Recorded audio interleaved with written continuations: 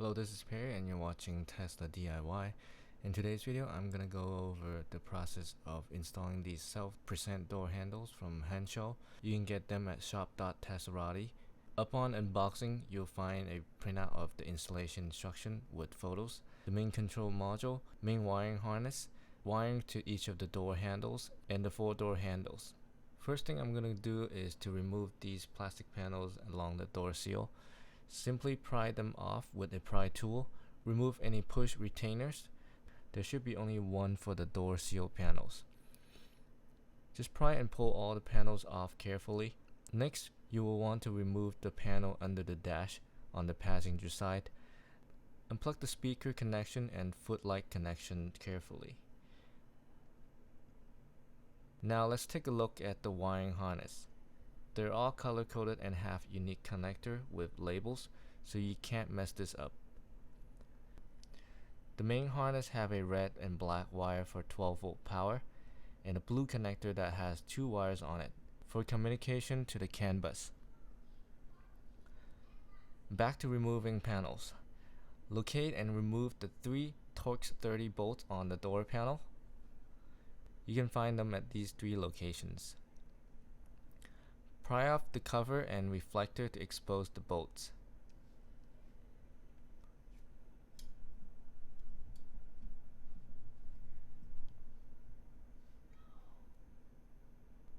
Next, remove the speaker by prying up, unplug the connection to it, and set it aside. Now we can remove the door panel. Pry hard to unclip the tabs that's holding the door panel in place.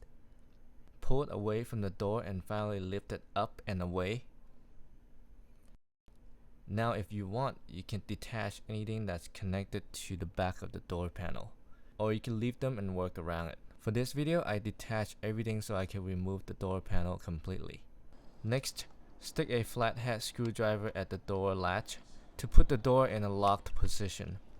Doing this will make sure the window is all the way up, so the 13mm bolt will align with the hole on the door for you to access the bolt.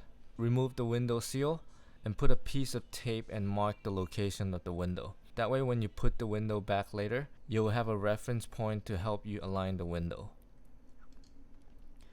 Remove the grommet covers to expose the bolt to the window. Use a 13mm socket to remove these 2 bolts. Now you can remove the window completely and set it aside in a safe location.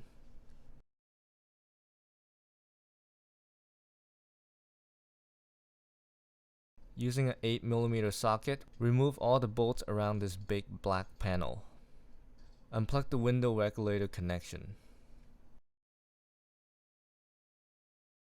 Number 1, 2, and 3. And what I ended up doing is, so this one you can just access through here with a long extension 10mm, and you do have to remove it entirely because the nut will be in the way, but you can't slide it out. So I was wrong about sliding it out. And for this one, a very long extension will go in from this hole, but then the connector that was here would be in the way. So what I end up doing, reach in with my hand.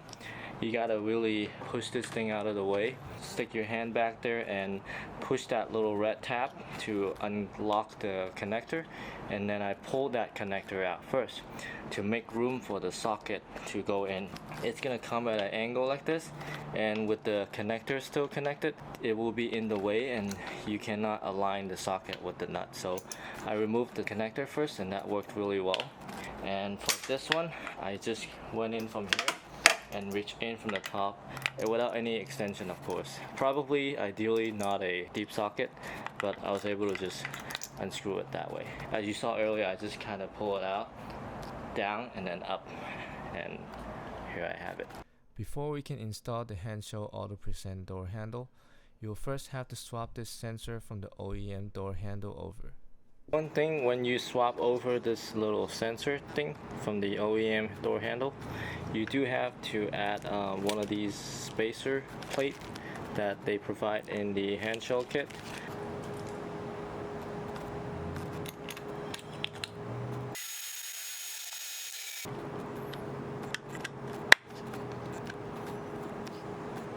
So I'm gonna go ahead and throw this back onto the door and put the 3 nuts in, and then all it's got is this one connection that goes to the handle harness, and then reconnect the sensor connector. And here, but I'm just gonna plug that in like that, and then I'm gonna connect the harness that's provided from handle to this connector. So I pry these out, and then I'm just gonna fish this cable through, and then on the other end where it's connecting to the handle box, I'm gonna fit that into here on this wall, and then out this way, and then connect this to the box. As you can see, I am using chicken wire and just twisted them together as my fishing wire. It worked pretty well given that it's a short distance. That is finally through, and now I just have to fish it into the inside of the door, and I think I'm just gonna go along this bundle of wire and zip tie it instead of going from the outside. Okay, so I had routed this wire, this cable, through this wall out into this sleeve, rubber sleeve, and then this box. As you can see, 4 connector for each door. It's every cable is gonna come in here, kind of like the air suspension manifold from Airlift, but instead of air hoses, these are just connection.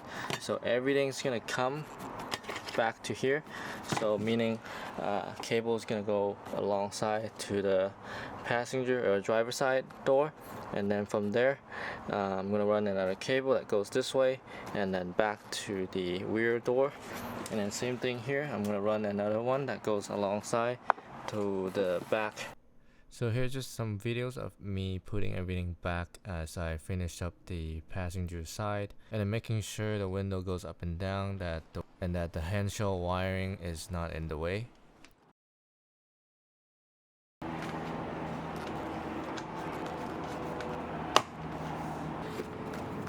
They're just clip on, so just pull it off, and then that will leave you this tunnel right here that goes from underneath the center console or dash all the way through to the other side. And remember, on the passenger side, that's where we have that control box. Here I'm just tucking this wire all the way along the OEM harness. So got this panel off just enough so I can fish this wire through. I'm gonna pull it through and then shove it into this rubber sleeve thingy. So then I'm just gonna pull, and then watch this whole thing get sucked in and through, out and out from here, and then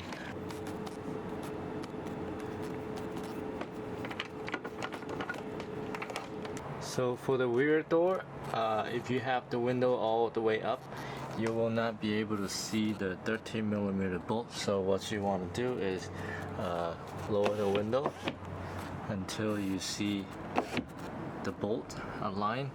That way you can remove it. It's about halfway or a little less than halfway. So yeah, but so far taking out the door panel, everything seems the same. So I didn't cover that part. So you do have to lower your window in order to access the bolt to remove the window. The rear door panel, this thing can be completely removed, and you would have full access to the back of the door, so making removing the door handle much easier. So you can see all the 3 bolts there. So I'm just gonna remove that.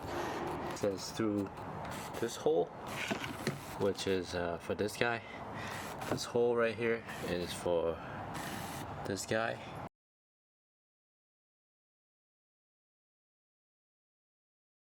Okay, and then this one, you just stick your hand behind and use a ratchet or open-ended wrench.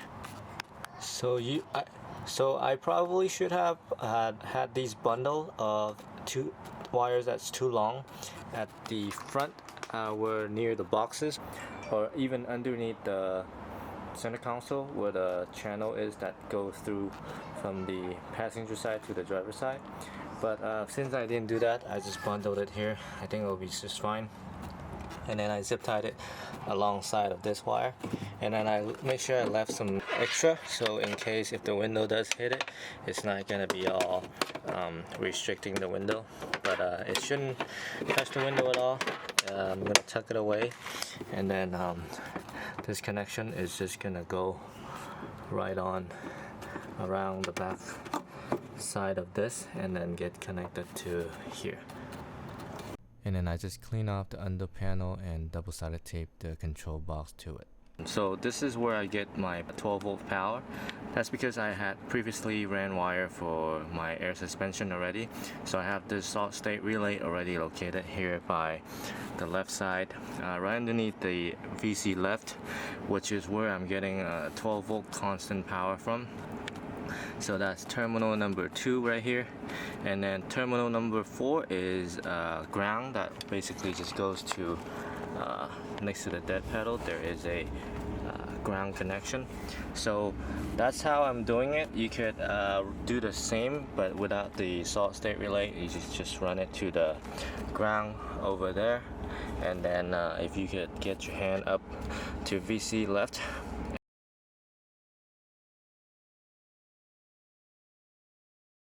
Okay, so the last thing to do is to connect this communication blue connector to the spare blue connector located on the passenger side, right hand side, underneath the dash per the instruction. However, my car is a 2018 delivered in May. I do not have this blue connector shown in the handshell instruction. Luckily, I spoke with Larry Lee, who is the go-to guy for all handshell product sales and installation here in California Bay Area. He was kind enough to help me through FaceTime, and he has suggested that I tap these 2 wires into the OEM wiring located on the driver's side, left hand side under the dash. Locate this gray connector on the far back side. Find these 2 wires, thin blue and purple. You'll want to tap the orange handshell wire into the purple and then the red handshell wire to blue. This is only because I have an early model and does not have a spare blue connector. Otherwise, the kit should be plug and play, and they even have instruction for whether you have Intel processor or the AMD processor. But finally, I have everything connected and put back together, and it is time to test this self-present door handles. I hope that you're able to follow this video for your installation and find this video helpful. And if you do, please consider leaving me a like or leave me a comment and let me know how I did. And if you want to see more content like this, make sure to subscribe to my channel because I'll be doing more of these DIY projects. And again, if you're interested in this product, I'll leave the link in the description. And once again, thanks for watching. I'll see you guys next time. Thank you.